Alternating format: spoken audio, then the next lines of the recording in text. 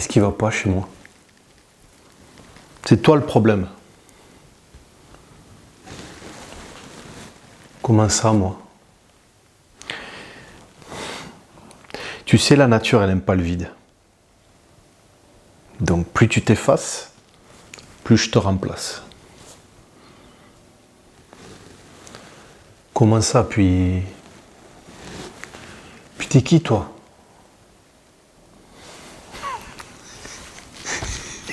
Moi, qui je suis? Tu sais, dans la vie, tout autant que vous êtes, vous marchez tous sur un fil. Et si tu penches un peu trop à gauche, ou si tu penches un peu trop à droite, à tout moment, tu tombes. Moi, mon rôle, c'est de faire tanguer le fil. Ouais, t'es là pour mettre des bâtons dans les roues, quoi. Je grandis lorsque tu t'écoutes pas. Lorsque tu te laisses écraser par le poids du monde. T'es un spécialiste en ça, je crois.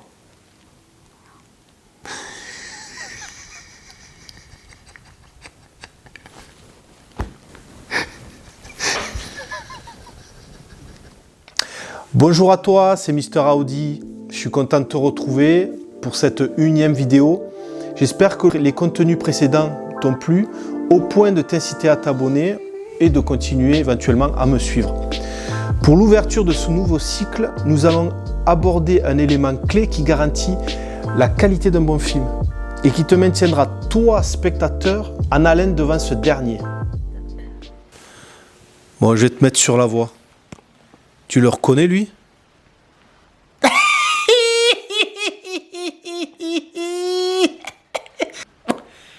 Et lui, là? Je vais te faire une offre que tu ne pourras pas refuser. Bon, leur point commun. Bon, ta couche, c'est bon, on a compris. Le méchant. Le mec, c'est un soumis dans la vie, c'est pour ça qu'il s'intéresse aux méchants. Allez, cut. Tu vois, lui? Trop bizarre pour vivre, mais trop rare pour mourir. Ce gars-là, ça va pas être de la tarte. Générique.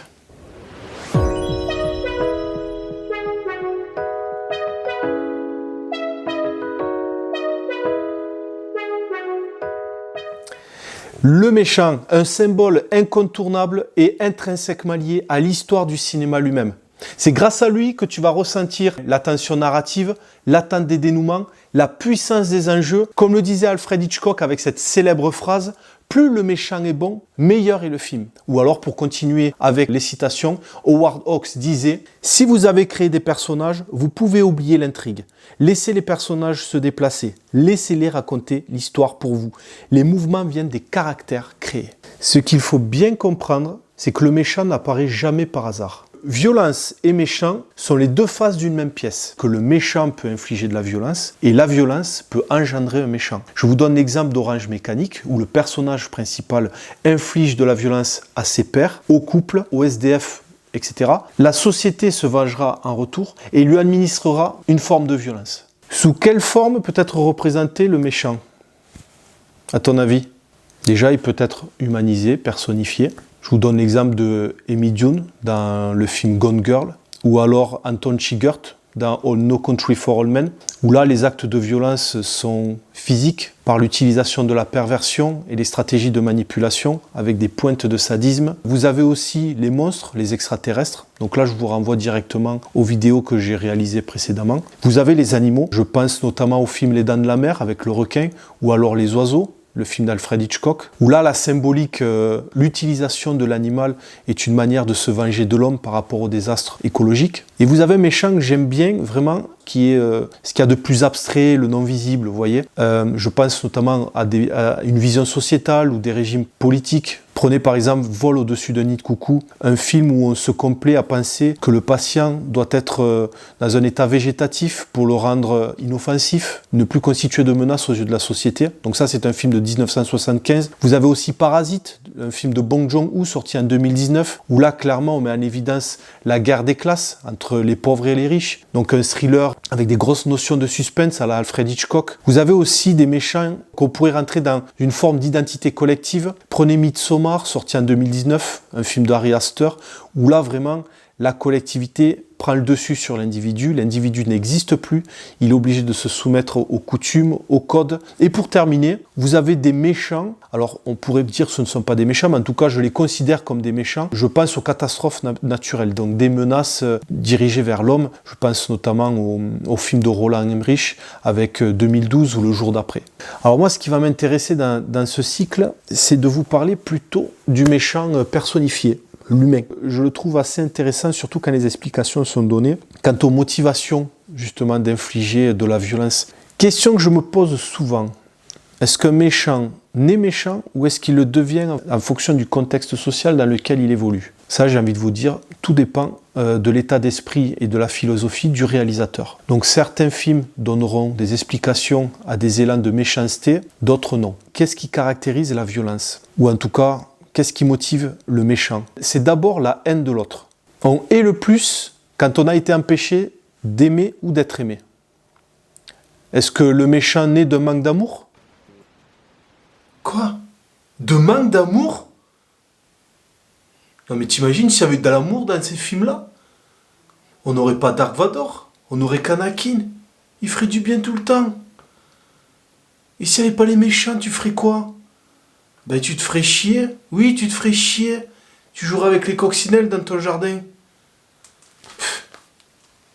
Donc certains films mettent en lumière ce que je viens de vous expliquer à l'instant. Souvent, ces méchants-là ont une enfance un peu chaotique, donc manque d'affection, une cellule familiale chaotique, un lien d'élité entre les parents, la figure de la mère et l'enfant. Donc ce sont des personnages qui ont évolué dans un cadre insécurisant et qui ont du coup développé une méfiance du monde et des personnalités antisociales.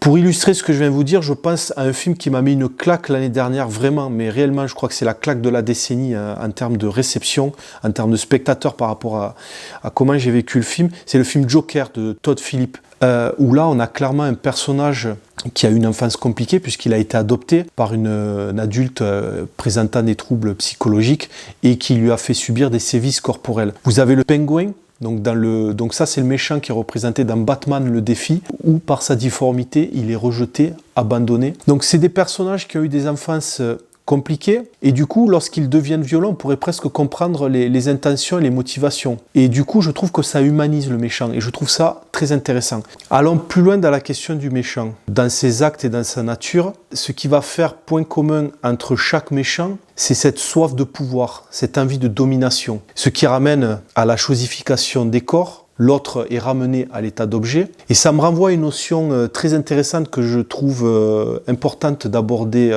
dans cette vidéo, c'est ce qu'on appelle le sadisme. Je trouve que le sadisme est traversé par les traits de caractère de tous les méchants quelque part. Alors peut-être je généralise, il y a certainement des cas ou non, mais je trouve que c'est un trait de caractère très important et très ancré. Le sadisme est très prégnant dans la culture cinématographique. Pour rappel, juste, le sadisme est une expression qui a été développée à partir d'un personnage réel.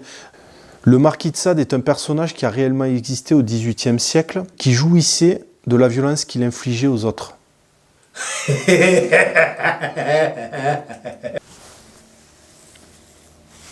Donc vision sombre. Ancrée dans des pulsions de mort. Et je trouve que cette vision-là a pas mal influencé les siècles à venir, que ce soit dans l'art, que ce soit dans le réel avec des régimes totalitaires comme le fascisme. Et c'est très ancré. Et quelque part, on nous divertit, je trouve qu'on nous divertit avec ces pulsions-là. En fait, ce qui t'intéresse, toi, c'est le méchant. Toi, tu veux qu'il nique tout. Le bien, en vérité, t'en as rien à faire. Ben oui, c'est ça. Toi, tu te divertis en regardant de la violence, de la cruauté. Oui, c'est ça qui te maintient. Tout ça parce que tu peux pas l'exercer dans la société. Mais oui, arrête, espèce de gros pervers, tu crois que je le vois pas? Voyeuriste que tu es. Allez, bouge.